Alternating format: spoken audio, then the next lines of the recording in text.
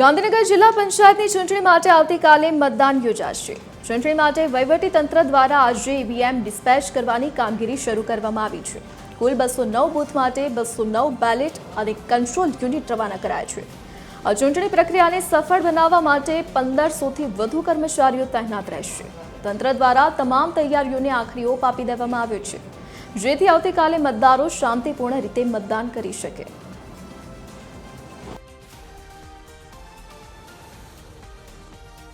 ગરમીથી બચવા માટે અત્રે આપણે અહીંયા છાંયડો જે કુલર વગેરેની વ્યવસ્થા કરવામાં આવી છે। આ ઉપરાંત આવતીકાલે જ્યારે મતદાનનો દિવસ છે ત્યારે પણ તમામ બૂથ પર જે હીટ વેવની જે સંભવિત આગાહી છે એને ધ્યાનમાં રાખીને તમામ બૂથ પર આપણે પૂરતા પીવાના પાણીની વ્યવસ્થા, કુદરતી છાંયડાની વ્યવસ્થા, ત્યારબાદ વધારાના રૂમો ખોલવા, હોલ આપણા જે સ્કૂલોમાં છે અને લોબી વગેરેમાં પંખા લાઇટની વ્યવસ્થા કરીને કોઈ પણ મતદારને ગરમી સામે કોઈ તકલીફ ના પડે એના માટે જિલ્લા વહીવટી તંત્ર દ્વારા માનનીય કલેક્ટર સાહેબની સૂચનાથી તમામ પ્રકારની વ્યવસ્થા કરવામાં આવી છે।